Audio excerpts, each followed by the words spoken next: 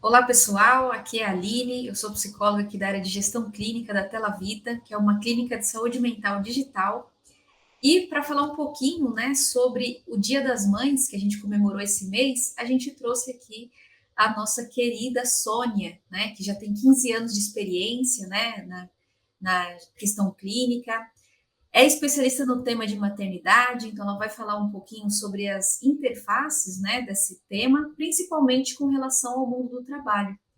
Então, eu vou passar aí a palavra para a Sônia, que vai falar, falar aí um pouquinho sobre esse contexto da maternidade para as mulheres aí que fazem parte do mercado de trabalho. Obrigada, Sônia. Seja bem-vinda à Tela Vita. Boa tarde, muito obrigada pelo convite, Aline, pessoal que está assistindo. Conto aí com a colaboração, com a participação de vocês. É uma honra poder estar aqui participando desse evento e participar de um evento tão importante e tão simbólico na vida de todos nós, né?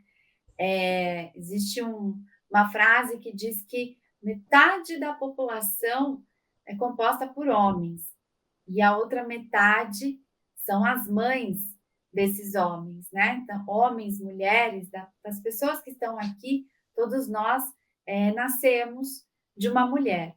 E é sobre isso que a gente vai falar aqui hoje, né, Aline? Sobre essa importância da maternidade, dessa conexão da maternidade com o mercado de trabalho. Então, eu vou pedir para que vocês peguem papel e caneta, que vocês se posicionem aí com atenção. A gente vai fazer algumas reflexões importantes sobre esse momento da vida da mulher, da família, né? Que é tão especial. Meu filho fez 14 anos recentemente. E aí eu disse assim para ele: Nossa, você fez 14 anos. Há 14 anos a sua avó é vó. É seu aniversário, mas é meu também. Há 14 anos eu sou mãe. Aí ele ficou assim, eu falei, você já pensou que antes de você nascer, o seu tio não era tio? A sua tia não era tia? E que todo mundo assumiu um papel diferente na vida? Ele ficou pensando, e até eu fiquei pensando, porque realmente, quando nasce uma criança, essa criança transforma todo aquele núcleo em que ela está inserida. E na empresa também não é diferente, né? Como é que a gente está cuidando dessa condição aí na vida das pessoas? Então, vamos lá. Papel e caneta. Vamos passar para o próximo slide. Volta Aline, desculpa. É isso aí mesmo. Isso aí mesmo. Eu vou pedir para que vocês anotem essa pergunta, né?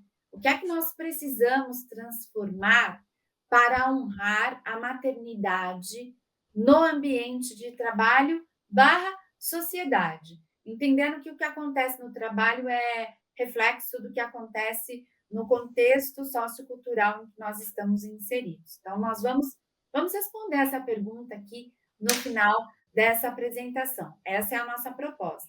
Como é que a gente está se movimentando para transformar isso que cada um de nós podemos fazer a partir de hoje, depois de fazer essas reflexões com relação às mães e às crianças. Agora sim, podemos passar para o próximo. Vou pedir para vocês fazerem um exercício, para vocês fecharem os olhos por alguns instantes, respirarem profundamente, né? Tenta relaxar um pouquinho e eu vou pedir para que vocês pensem na mãe de vocês. Pensa na sua mãe. Volta lá na sua infância, em algum momento de muita alegria na sua vida. Faz essa reflexão, pensa. Volta lá, túnel do tempo. Quantos anos você tem? Onde você está? Qual é o cheiro que essa sensação, essa imagem traz para você? Agora pensa na sua avó paterna, nessa cena também. Depois na sua avó materna. Põe a mão no seu coração. Sente o seu coração. E faça uma reflexão de gratidão a essas mulheres. Quem tiver tido o privilégio de conhecer a bisavó, a tataravó, pense nelas também. Pense no nome dessas mulheres e faça uma expressão de gratidão por você estar aqui hoje. Porque para que eu esteja aqui hoje, eu precisei de que todas essas mulheres tenham existido e tenham optado por ter filhos, para colocar no mundo o meu pai, a minha mãe, os meus tios. Então, que você possa ser grata, grato a essas mulheres nesse momento. Pode se preparando para abrir os olhos. Espero que tenham vindo lembranças boas, cheirinho de bolo, biscoito, café, chá, que é que essas mães preparam de gostoso aí pra gente. Depois vocês me contam o que é que vocês pensaram aí, tá bom? Vamos passar para o próximo? Vamos falar de maternidade, vamos entender um pouquinho como é que as coisas acontecem na nossa sociedade, né? Eu estava na igreja recentemente e apareceu uma criança chorando perto de mim, uns 4, 5 anos, chorando. Aí eu olhei para o lado, ele estava sozinho, eu perguntei o que foi. Ele falou: eu perdi a minha mãe, desesperado. Eu perdi a minha mãe. Falei: calma, nós vamos encontrar sua mãe, fica tranquilo, ela não vai sair da igreja sem você. Aí nisso se aproximou uma pessoa e perguntou o que que foi, porque ele está chorando. Eu falei: ele perdeu a mãe. Onde está sua mãe? A gente já vai chamar sua mãe daqui a pouco aparecer. E ele não conseguia parar de responder que ele tinha perdido a mãe. Aí eu parei, olhei para ele e falei assim: você veio com seu pai também? Aí ele falou: sim, eu vim com o meu pai estava junto. E qual que é a proposta, né? Todo mundo pergunta: cadê quem, gente? Cadê a mãe? Cadê a sua mãe? Se você observar crianças brincando na rua, você vai dizer: olha, cadê a mãe dessa criança que não está cuidando dela, que não está supervisionando o que essa criança está fazendo? Então, hoje mesmo, uma psicóloga, doutora em psicologia, que mora num outro estado do Brasil, me disse o seguinte: Sônia, eu tô me identificando tanto com esse momento.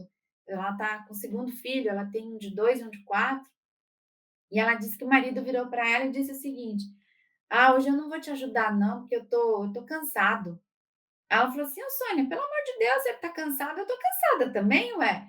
Que história é essa, né? E aí nós estávamos conversando sobre essa opção. Pode ser que eu te ajude. E o pai que ajuda, ele recebe uma grande medalha, um grande troféu social de que você é o melhor pai do mundo porque você está ajudando.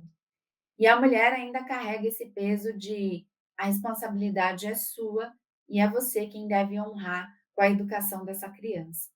Então, como é que a sociedade encara a maternidade? E aí, acompanhando, contando história, eu gosto de contar história, né, para a gente contextualizar o que está acontecendo aqui no mundo. Há 20 anos atrás, eu já trabalhei em recursos humanos, com recrutamento e seleção, e numa empresa nós tivemos a sorte de ter duas mães, duas mulheres grávidas simultaneamente. Elas estariam grávidas ali no mesmo período. Nós passaríamos por uma auditoria e elas estariam de licença maternidade exatamente na época da auditoria. E a diretora da empresa abriu uma vaga para o processo seletivo e disse o seguinte: eu não quero mulheres, Sônia, porque mulheres saem de licença maternidade. Eu prefiro contratar homens. Isso há 20 anos atrás. Mas para a gente entender que há toda uma transformação social que vai acontecendo, hoje a gente já tem uma série de movimentos nas organizações que abraçam, que olham para a maternidade de uma outra forma, mas que a gente entenda que isso também é bem recente e que nos bastidores a gente ainda vai encontrar uma certa resistência, um certo preconceito por parte das pessoas, de modo geral, né? E há 10 anos atrás, aproximadamente, eu lecionava numa universidade e tive uma aluna que trabalha num banco desses enormes aí que a gente conhece, que a gente vê por aí, e ela disse o seguinte: professora, eu me casei, mas lá no meu departamento eu não posso contar que eu me casei, porque lá eles não querem contratar pessoas, mulheres, que possam apresentar a possibilidade de engravidar. e ela estava ali ansiosa, tensa, chateada, sem saber o que é que ela ia fazer da vida dela, porque ela queria casar e ter filhos, mas ela sabia que em algum momento ela teria que fazer uma escolha, porque ali, naquele momento, para a instituição em que ela estava, isso não seria viável. Então a gente precisa fazer reflexões com relação a essas questões, né? E é um pouco pesado. Vamos passar para o próximo. Aqui tem um dado interessante, eu trouxe uns dados importantes aqui para a gente fazer reflexões. São dados compartilhados pelo IBGE, e aqui a gente tem uma reflexão sobre o mercado de trabalho e o mercado de trabalho formal. Isso é importante também. Nós temos aí uma taxa de ocupação de quase 74% de homens no trabalho formal e de aproximadamente 54%, uma taxa menor, de mulheres. E aí é importante que a gente traga esses dados para que a gente entenda que o mercado de trabalho com relação à mulher, ele já é excludente. E aí é importante que a gente possa entender por que que há essa exclusão, né? Um dos primeiros pontos é que as mulheres, elas são educadas para cuidar, para cuidar, para cuidar das crianças, para cuidar dos idosos, para cuidar dos irmãos, para cuidar da casa. Então, é importante que a gente entenda que esses dados, eles apresentam resultados do trabalho formal. Aí você vai falar, mas Sônia, mas esse não é o trabalho? Quem tem casa aqui, quem mora sozinho, quem já é casada, quem já tem os seus afazeres, sabe que se a gente procurar, se a gente cuidar da casa com toda a demanda que essa casa tem, eu acho que 24 horas de trabalho por dia vai ser pouco, né? Se a gente tiver criança, ainda mais, porque esse trabalho doméstico vai onerar muito mais das pessoas que moram nessa casa para dar conta aí de todas essas tarefas. Então, as mulheres, elas acabam sendo mais excluídas do mercado de trabalho do que os homens por uma questão social, histórica, cultural. Isso não é só no Brasil, essa é uma condição imposta no mundo que vem mudando, mas que a gente ainda precisa olhar para esses números. E quando a gente vai olhar para as mães, ou seja, mulheres que trabalham, que têm seus filhos, a gente vai perceber que a taxa de ocupação de mulheres sem filhos, ela é maior do que as mulheres com crianças. E aí vem um dado importante, né? Que é a nossa média de filho no Brasil atualmente, por casal, é de 1,5 filho. É um dado engraçado, até 1,5 filho. Como assim, Sônia? É um filho, ou um ou dois, né? Quando a mulher tem um filho e ela trabalha no mercado formal, a vida dela muda completamente. Quando ela decide ter o segundo filho, é muito comum que essa mulher saia do mercado de trabalho.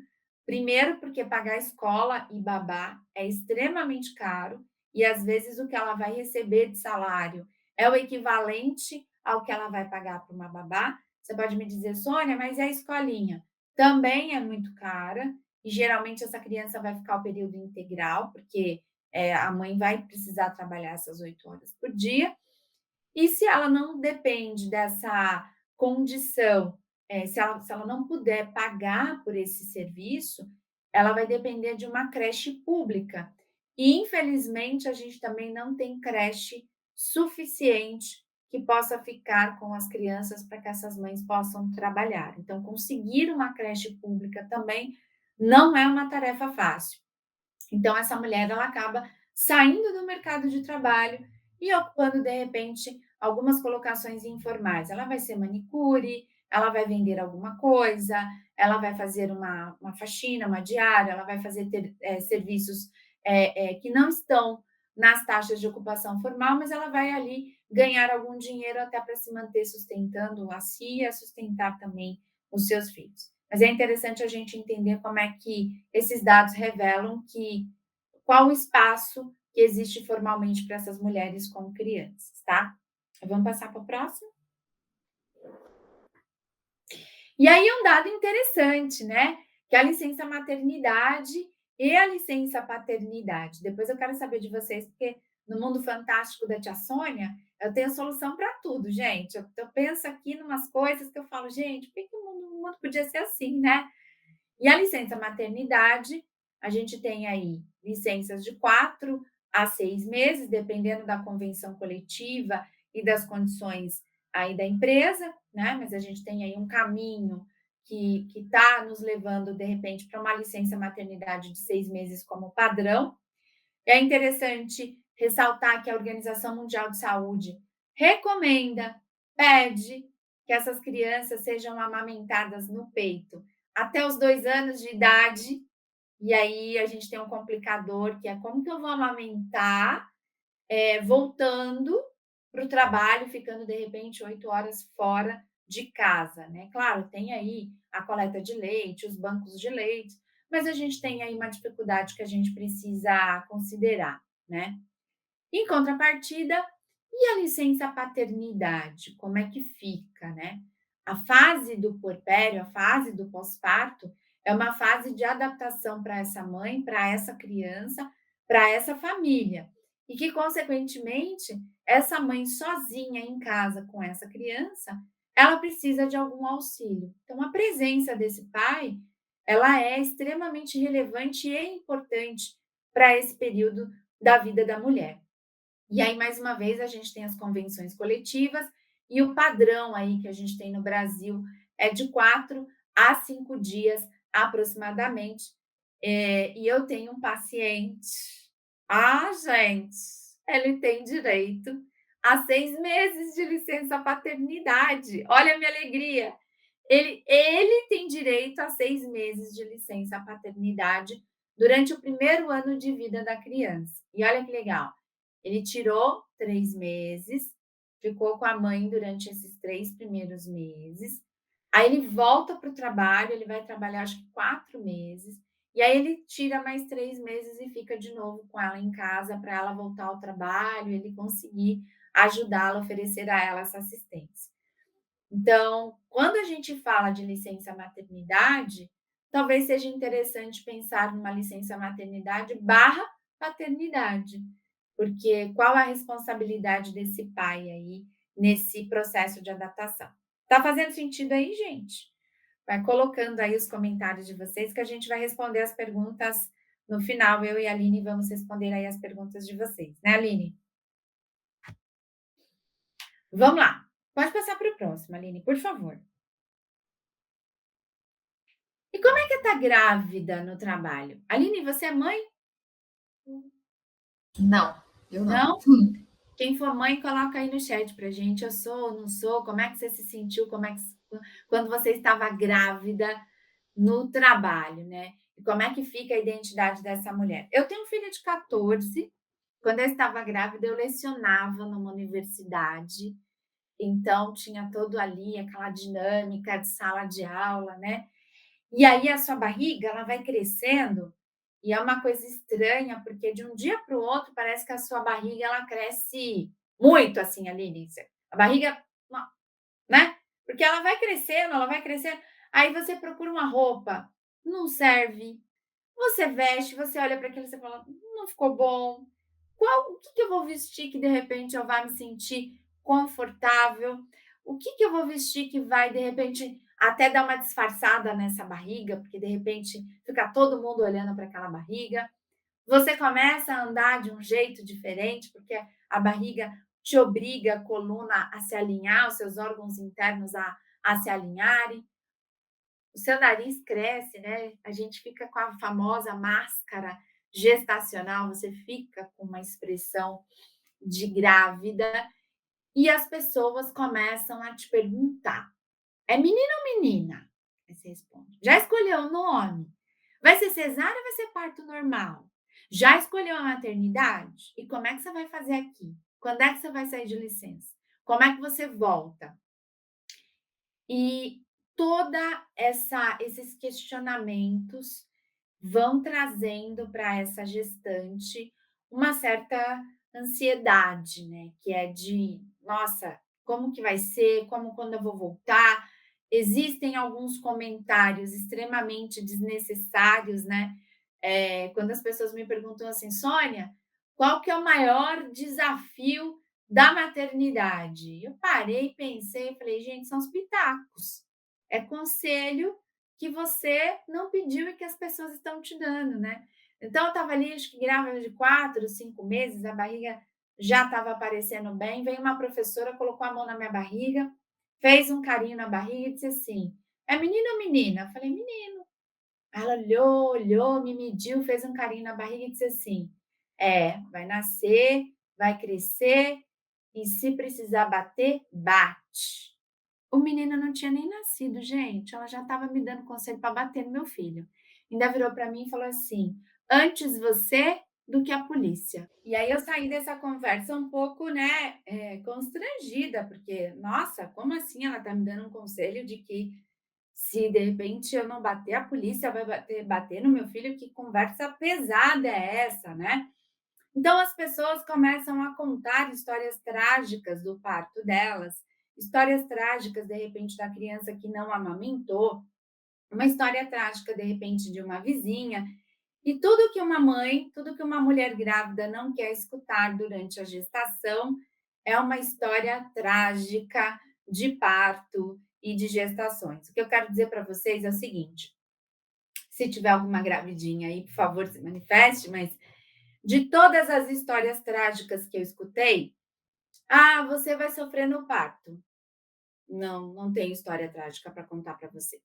Ah, você não vai dormir durante os 9 meses. Deitei, dormi e acordei todos os dias. Ah, você vai enjoar pra caramba. Eu não tive nenhum enjoo. Não tenho história trágica para contar para vocês. Escutei todas as catástrofes possíveis e nada disso aconteceu comigo. Ou seja, as pessoas estavam ali me intoxicando com uma série de informações que a gravidez é um processo subjetivo. O que aconteceu comigo pode não acontecer com a Aline, pode não acontecer com a Maria, pode acontecer com a Joana. Então, respeitar esse momento da gravidez, olhar para essa grávida como uma pessoa que está em adaptação e, principalmente, gente, é muito comum, a gente quer dar presente para a criança, a gente quer olhar para a criança, a gente quer cuidar da criança. Não sei se vocês fazem chá de bebê, mas quando fizer um chá de bebê, por favor, leva um presente para a mãe, por favor, leva um presentinho para ela, alguma coisa que ela vai usar. Todo mundo leva para a criança, mas é para ela também? É, mas e a identidade dessa mulher? Como é que fica? Ela continua existindo, os hormônios estão a 200 por hora, ela está ali também em processo de adaptação, ela também precisa de colo, ela também precisa de atenção. Então, olha para essa mãe, olha para essa pessoa e tenta se colocar no lugar dela. O que que você pode fazer por ela? Às vezes é uma cadeira de rodinha um pouco mais confortável, às vezes é um cantinho da mesa que de repente possa ser o que tem mais espaço nesse momento para a barriga, né? O que que a gente pode fazer por essa pessoa, por essa mulher que está nesse processo de adaptação e nesse momento tão bonito de vida e que, mais uma vez, se não fosse uma mulher ter desejado ter filhos, talvez nós não estivéssemos aqui, os nossos pais e toda a nossa história. Tá fazendo sentido aí para vocês? Vamos lá. Vamos passar para a próxima, então. Ai, Sônia, mas e aí? O que que essa mãe que pode de repente estar passando pela cabeça dessa mãe? Gente, é um momento de muito medo. Engraçado que hoje eu atendi uma gestante. Hoje eu atendi uma paciente gravidinha, né? E aí ela pegou um exame, o resultado de um exame do marido. Ela teve uma crise de ansiedade porque ela já está com medo de ficar viúva. Você vai falar, Sônia, mas isso é bobeira. Não é, não é. E todos os hormônios e tudo que está acontecendo com ela faz com que pequenos medos para nós possam ser irrelevantes, mas que para ela, nesse momento, são medos muito importantes. Então, a gente precisa acolher essa mulher. Mas o medo comum em todas as mulheres no ambiente de trabalho, é de não ser mais útil. Eu vou ficar 4 meses fora, e aí é interessante que esse meu paciente que está de licença paternidade, ele está experimentando um pouco desses medos. Eu falei, isso é tão comum com as mães. Ele, Nossa, eu fiquei 3 meses fora, eu não faço isso nem de férias, como que eu vou voltar para trabalhar agora, né? Então, medo de não ser útil no trabalho, de ser jogada de lado, das coisas estarem acontecendo e ela não ter dado conta de acompanhar tudo isso, porque ali com o bebê as coisas são muito, né, as coisas acontecem muito intensamente, ela não tem nem tempo de ler alguma coisa, de se conectar com notícias, de estudar, não tem tempo. O tempo dela é completamente tomado para os cuidados com o bebê e com ela e com a casa, e é isso, né? Ela tem muito medo de deixar o bebê com uma outra pessoa. Com quem que eu vou deixar o meu filho para trabalhar? É a avó, é a tia, é a babá, mas será que a babá vai cuidar direito? Será que a babá vai perceber que ele está com sono? Será que a babá vai judiar? Será que as pessoas que estão com ele vão cuidar dele como eu cuido? Então, esse medo de deixar o bebê e o medo de não dar conta de tudo, né? É casa, trabalho, marido, a sua vida profissional, cuidar do bebê, que agora ela tem muito mais atividades para dar conta. Então, será que essa mãe precisa voltar, ou deveria voltar, né? Já com toda uma carga de trabalho? Ou será que a gente precisa considerar esse momento emocional dessa mãe? Mais uma vez, o que é que está acontecendo emocionalmente com essa mãe? A gente precisa se perguntar, né? Como é que ela está sentindo, o que que ela está sentindo, tá? Aí vamos passar para o próximo, Aline. Informações importantes aqui para vocês, né? No pós-parto, no Brasil, atualmente, olha que dado assustador, né? Uma a cada 4 mulheres apresenta sintomas de depressão pós-parto. E de tudo que eu estudo, de tudo que eu vejo, muitas mulheres têm até vergonha, né?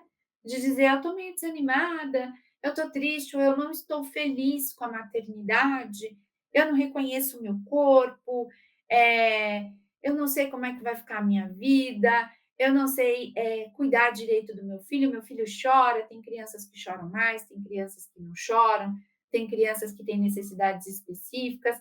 E fazer a leitura de todas essas necessidades do bebê é um grande desafio para essas mulheres, né?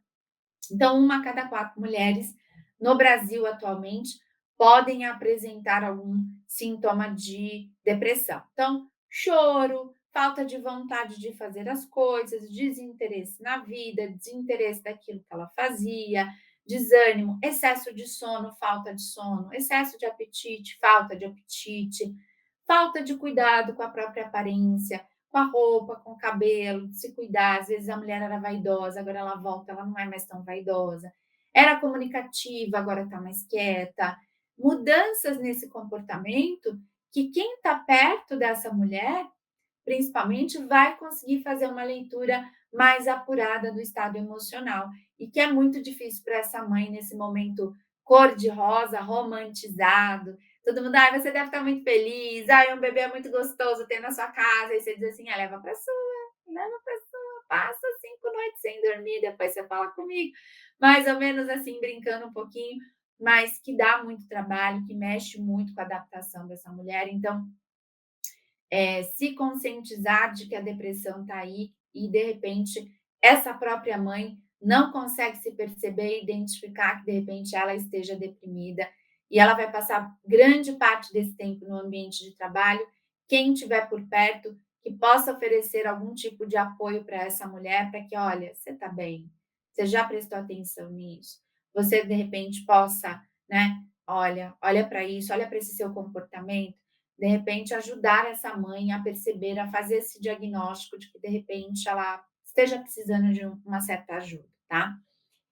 É muito comum que, logo depois que tenha filhos, que as mães desenvolvam TOC, transtorno obsessivo compulsivo. Eu tenho certeza que vocês já viram uma mãe com TOC. Você quer ver? O menino passa assim, vai um aninho já, um aninho e pouquinho tá andando, ela vai lá e puxa a fralda. Será que fez? Será que essa fralda tá suja? Aí o menino passa de novo, ela tá batendo um papo, ela vai lá e puxa a fralda. Aí passa de novo, ela vai lá e puxa a fralda. Nossa, pai, puxou essa fralda 200 vezes, por quê? Isso é TOC, transtorno obsessivo compulsivo. Ela repete alguns movimentos. Ela vai toda hora olhar no carrinho para saber se a criança está respirando. Ela quer olhar para ver se está com febre.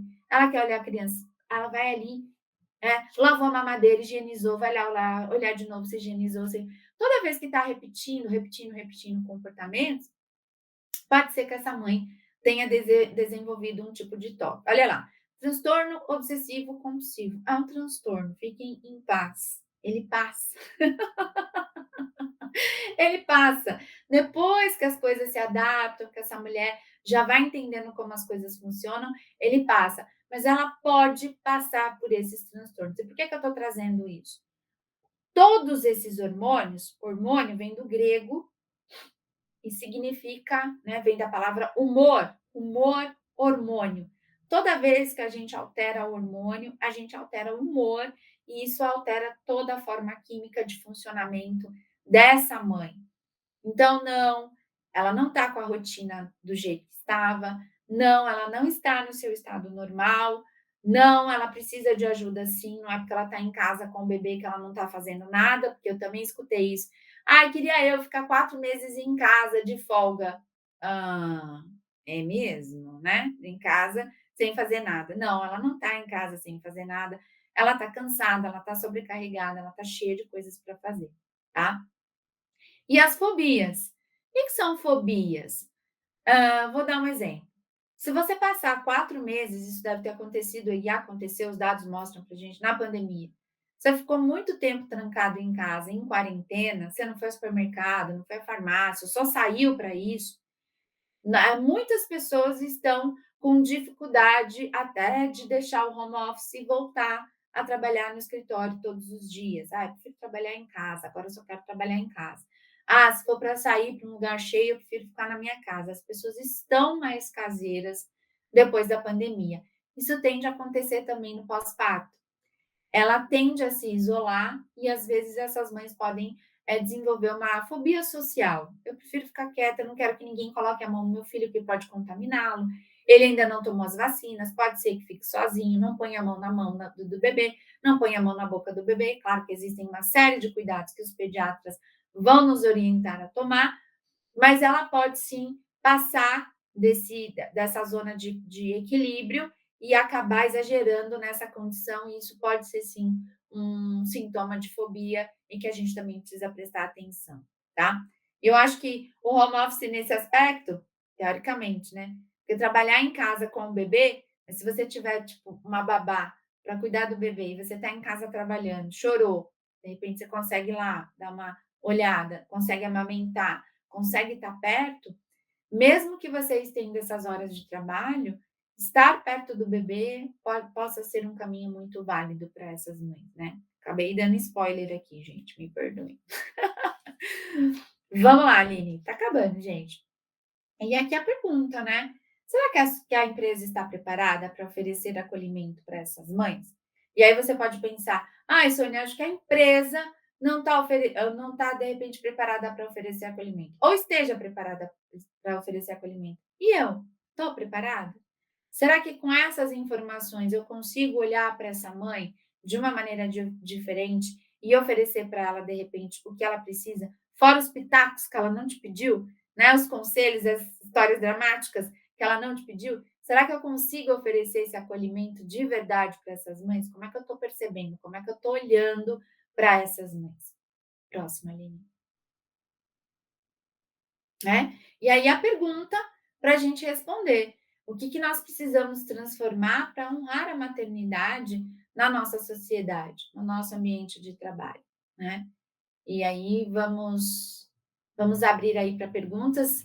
Quero saber se isso fez sentido aí para vocês e como é que isso bateu no coraçãozinho, no ouvido de vocês e como é que é a experiência de vida de cada uma de vocês e dos pais também. Excelente informações, Sônia. A gente tem algumas perguntas aqui, né, das pessoas que estão nos assistindo. Uma delas é como a empresa pode proporcionar mais segurança para as mães que saem de licença maternidade? Então, né, principalmente cuidar dessa cultura, né, a cultura de acolhimento da mãe que volta de licença maternidade. Então, orientá-la que, olha, não sei se é a primeira, vou pensar que eu sou uma empresa nova, tá, gente? A minha empresa agora, eu vou receber a minha gestante pela primeira vez. É tudo aquilo que você puder oferecer de acolhimento, de segurança, dizendo para ela: olha, o teu cargo está aqui, tua cadeira está aqui. O que nós vamos fazer? Nós vamos remanejar o teu trabalho entre as suas colegas. Você vai distribuir as suas tarefas para as suas colegas, ou algumas empresas fazem. Nós vamos contratar uma funcionária temporária.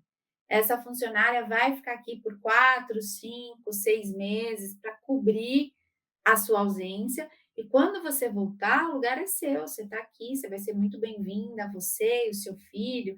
Então, quando você vai sentindo que você tem essa segurança, você vai diminuindo um pouco essa ansiedade. Eu já vi casos em que a gestante foi promovida. Ela estava ali e só vou ser promovida quando eu voltar, né? Nem sei se eu vou ser promovida mais. E aí, não, você vai ser promovida quando você voltar, você é coordenadora. E aí, quando você vê isso, você imagina, né?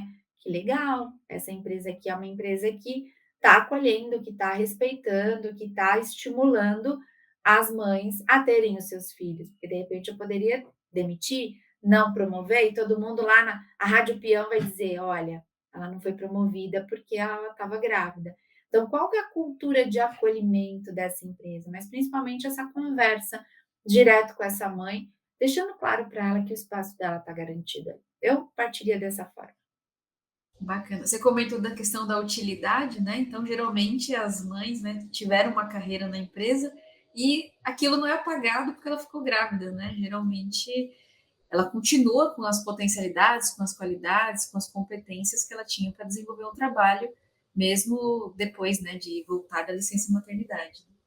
Perfeito, e eu acho que você traz um ponto muito bacana, Aline, porque é como se a mãe com o filho, ela perdesse seu valor. Eu estou perdendo o valor de mercado. E, humanamente falando, a existência da espécie na Terra só é garantida através desse gesto. Família só é garantida quando você tem aí os seus filhos, né? E muitos até trabalham pelos filhos, né? Porque aí quando você tem filho, você quer dar a melhor escola, você quer dar o inglês, você quer dar o melhor esporte, as melhores oportunidades para aquela criança. Então, se a gente for enxergar do ponto de vista de motivação, quando você tem um filho, motivação e responsabilidade, você até vai trabalhar mais, porque agora você tem mais gente para poder sustentar e cuidar, né? Bacana. Daí uma outra pergunta que surgiu aqui é quando eu devo contar para o meu chefe que eu estou grávida? Olha, eu acredito que assim que você tivesse esses exames aí, acho que primeiro, segundo mês, algumas mulheres começam a ter enjoos e tem os protocolos de exames de pré-natal que acabam sendo mais acontecem com mais frequência quando essa mãe, quando essa mulher está aí no período de gestação. Então, assim que você tiver o teste de gravidez positivo, o ideal é que você compartilhe com a empresa até para que a empresa possa também se movimentar com essa jornada de acolhimento, né?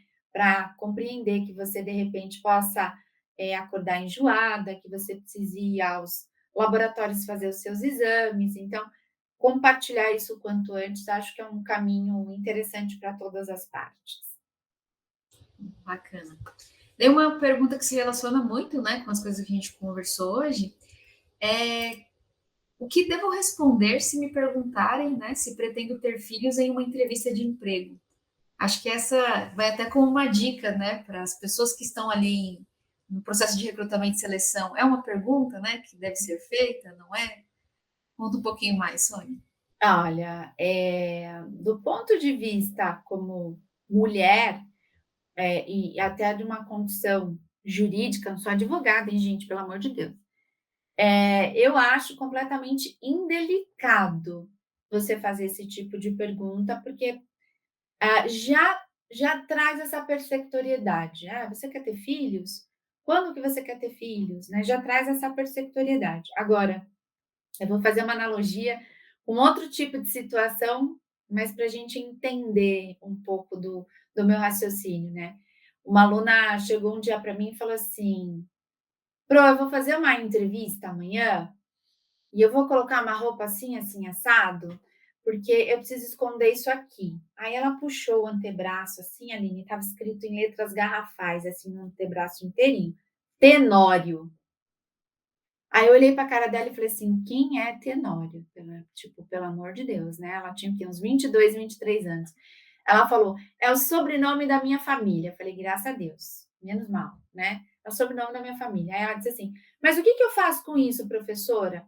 Aí eu disse assim para ela: "Qual que é o objetivo de você colocar uma camisa que cubra a sua tatuagem?" "Ah, eu não sei, porque vai que a empresa tem algum tipo de preconceito com tatuagem". Isso já tem uns 12 anos. Hoje em dia, vocês forem fazer, se a empresa for fazer esse tipo de restrição, vocês vão estar perdidos, né? Porque a maioria das pessoas hoje tem tatuagem, mas naquela época não era tão comum.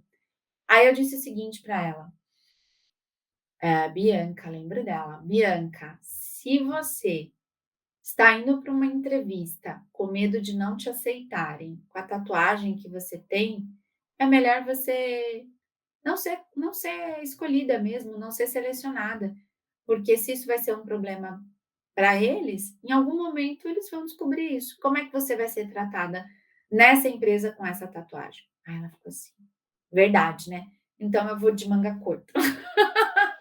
Então eu vou de manga curta. Eles que possam ver a minha tatuagem. Eu sei que a gente precisa pensar numa série de necessidades, cada um sabe da sua necessidade financeira, inclusive, mas se a empresa perguntar se você quer ter filhos e se esse é um desejo seu, eu opto sempre pela transparência e pela honestidade. Quero ter, e é isso que eu quero, essa é a minha vida e essa é a minha meu plano de vida, né? E aí isso vai depender muito do momento, das políticas e do que cada um quer. Mas eu vou votar sempre pela honestidade. É muito ruim você trabalhar num lugar e achar que você de repente tem que esconder, que você tem que omitir alguma coisa. Eu acho que a sinceridade ela valida aí a nossa postura e a nossa relação com o mundo. Bacana. E a gente falou muito, né, que algumas gestantes ficam com medo, né, de como que vai ser esse meu retorno, né, quando eu voltar para a empresa. E o que que a empresa pode fazer para reduzir um pouquinho, né, desse medo, dessa ansiedade, quando a gestante retorna ao trabalho, né, depois da licença? Eu acho, Aline, que primeiro a gente precisa ter uma conversa com essa gestante para saber como é que está a vida dela, né? Como é que está a sua vida? Como é que está a sua rotina? Como é que está a sua adaptação? O neném está mamando? Como é que você está fazendo, né? Quais são as políticas que de repente nós podemos adotar a partir do momento que a gente tem uma mãe no puerpério? Uma aluna uma vez, eu achei bonito também isso, já tem uns 10 anos, ela disse assim, professora, antes de ter meu filho, eu era tão mole, eu era tão preguiçosa, eu faltava por qualquer coisa. Se eu acordasse assim, ai, já não ia trabalhar. E agora, como é que você tá? Não, agora não posso faltar. Eu falei, por quê? Ela falou assim, porque o meu bebê, o bebê dela tinha o quê? 7 meses. E aí nós temos o calendário de vacinas, sabe? No calendário de vacinas é um outro ponto também importantíssimo, porque quando a criança toma vacina, ela tende a ficar com os efeitos colaterais, as reações da vacina. Então a criança fica com dor, fica chatinha, ela pode ter febre. E às vezes a creche nem recebe a criança no dia que ela tomou vacina, porque já sabe, vai chorar o dia inteiro, vai dar trabalho para a gente não vai, leva essa criança para casa, né? E a empresa dela, Aline, abonava o dia da vacina, ela só precisava levar o cartãozinho de vacina, abonava o dia da vacina para ela ficar em casa com a criança, cuidando da recuperação da criança. Aí ela dizia assim: professora, mas isso tira um peso tão grande do meu coração, de não ter que deixar o meu filho pós-vacina com outra pessoa, que eu não sou nem boba de faltar. Então, às vezes eu tô com dor de cabeça, às vezes eu não tô muito bem, eu tô indisposta, mas eu vou mesmo assim, porque no dia que eu preciso, a empresa me ajuda, a empresa me dá esse apoio. Então, depende muito de cada cargo, do que essa funcionária faz, do que essa colaboradora faz nessa empresa, mas fazer de repente um processo de migração, fazer o que ela puder fazer home office, se ela puder ficar mais tempo em casa, acho que esse é um caminho. Ficar na empresa, mas não ficar na empresa o tempo todo. Pensar, de repente, em alguma forma de acolher esta mãe e a criança. Então, eu conheci uma empresa, eles tinham uma edícula, um outro departamento, assim, uma empresa com um terreno bem amplo, e é como se fosse uma casinha fora do escritório, né? E lá tinha a televisão, a cozinha, a copa, o bercinho, o chiqueirinho, as coisinhas lá. E aí a mãe podia levar a babá. Ali ficava a babá e a criança, e a mãe ia lá amamentar, ficava com a criança, ela tinha esse espaço. Então, de repente, que nós possamos pensar em possibilidades assim. Será que nesse espaço ela pode trazer a criança? Ela vai se sentir bem trazendo a criança? Há possibilidade de? Precisamos pensar. Mas junto com essa mãe, pensar em um processo de adaptação que possa ser um processo bom para ela e para a empresa. E é isso, meu fantástico mundo de Sônia pensa em várias possibilidades, inclusive eu acredito que deveria ser lei que os pais também tivessem a.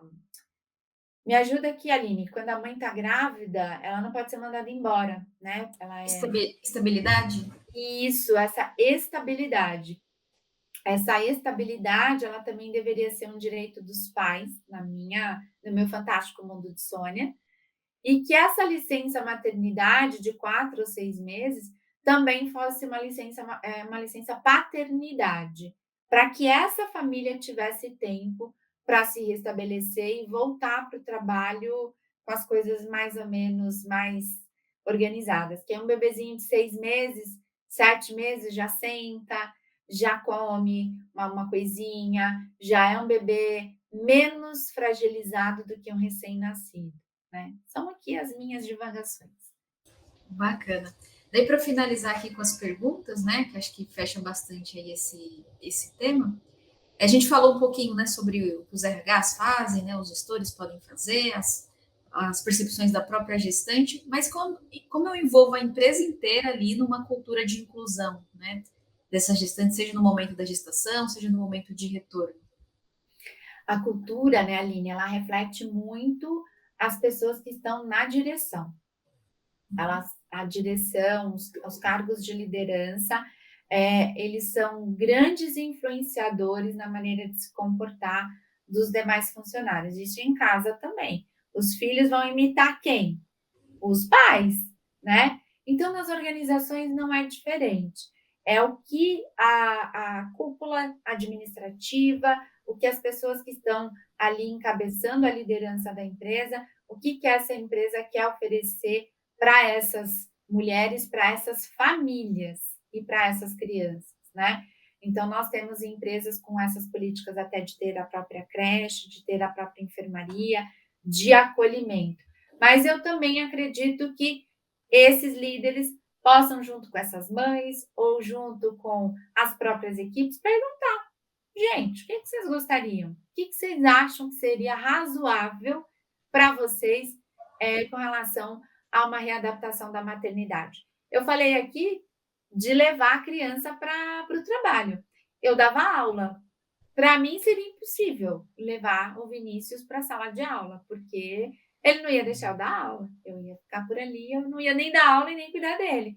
Então, não, eu quero ter o meu trabalho, trabalhar 4 horas de repente, focada no que eu tenho para fazer. As outras 4 horas, de repente, então, o que a empresa, o que as pessoas precisam? Então, acho que essa cultura participativa de pensar em soluções, por isso que eu faço essa pergunta para vocês, né? O que nós precisamos honrar? O que nós precisamos transformar para honrar a maternidade na nossa sociedade? E esse exercício que eu fiz com vocês lá no comecinho, que é de lembra da tua mãe, lembra da tua avó, da paterna, da materna, do cheiro do bolo, do café, da comida caseira, porque a gente às vezes esquece do valor que é ter uma casa, ter um lar, ter lençóis limpos, né? Troquei roupa de cama essa semana, ontem, né? Nesse fim de semana, troquei ali a roupa de cama, deitei ali naquele lençolzinho limpo. Ô, coisa boa, hein? Você sentia aquele cheirinho bom de amaciante ali no seu travesseiro limpinho. E tudo isso é fundamental não só biologicamente, né, Aline, mas psicologicamente. Eu saber que eu tenho uma casa, que eu tenho uma mãe, que eu sou amado, que eu sou cuidado, e que esse amor, ele é um amor que nutre, por exemplo, a autoestima de um líder, de uma pessoa importante na tua empresa. Então, quando eu estou nutrido de amor, quando eu sei que eu vim a esse mundo para ser amado, para ser cuidado, que eu não sou excluído, que a minha mãe não sofre porque ela tem medo de perder o emprego, que a minha mãe não sofre porque de repente ela voltou a trabalhar e foi colocada numa função completamente diferente do que ela fazia, isso traz sofrimento. Ou que essa mãe, de repente, tenha sido demitida, infelizmente são casos que a gente escuta. E que eu sou uma pessoa que veio nesse mundo não para ser um problema, mas para ser uma pessoa que veio para fazer a diferença, que veio também para nutrir esse mundo de amor, nós temos uma sociedade curada, uma sociedade em paz, uma sociedade de pessoas com autoestima, né? Eu sou psicóloga, eu sou suspeita, a Aline também. Mas você tem uma pessoa com autoestima que fala assim: gente, essa vida é muito boa, eu estou aqui para fazer, eu estou aqui para aprender, eu estou aqui para evoluir. E tudo isso é construído desde uma gestação saudável, e que se a empresa tem uma gestante, essa responsabilidade é de todos que estão envolvidos nessa jornada. Então, é olhar para essas mulheres e perguntarem: o que é que vocês precisam? O que fica bom aí para vocês? Vamos pensar? Acho que esse é o caminho. Ah, legal. Excelente aí, Sônia. Agradeço aí novamente pela sua participação aqui nesse webinar, né, da Tela Vita. E eu queria, né, agradecer também todo mundo que assistiu, né, o nosso vídeo, né, que conseguiu ali fazer algumas perguntas, tirar dúvidas sobre esse tema tão importante que é a maternidade. E a gente conseguiu ver que esse tema ele passa ali por algumas questões de saúde emocional. Então a Tela Vita oferece apoio, né, psicológico para quem ali vai precisar, né, de algum suporte emocional após a gestação. E também temos um programa específico, né, para gestores, né, que é o nosso programa Guiar, que serve ali para dar algumas orientações sobre esse tema ou outros temas ali que possam surgir no dia a dia ali de trabalho. Então, agradeço imensamente, foi ótimo aí a Sônia ter trazido esses assuntos para a gente. E agradeço aí vocês, espero que esse conteúdo tenha contribuído, né, de forma positiva para que a gente integre cada vez mais os gestantes e abrace a maternidade, né? Que sem a maternidade a gente acaba aí com a nossa sociedade. Muito obrigada. Eu que agradeço, Aline, equipe Talavita, estarei sempre à disposição. Que as mães tenham esse coraçãozinho quentinho de que é assim, vocês estão fazendo um ótimo trabalho, um lindo trabalho que é de construção desse mundo. E todo mundo que tiver uma mamãe por perto, dá um abraço nela aí, parabeniza. Se não ligou para a avó, liga para a avó, liga para a mãe, diga que elas são importantes na vida de vocês, porque as mães, assim como todos os seres humanos, precisam ser reconhecidas. E isso, infelizmente, é algo bastante raro na nossa sociedade. Muito obrigada pela oportunidade. Um excelente final de dia aí para todos vocês.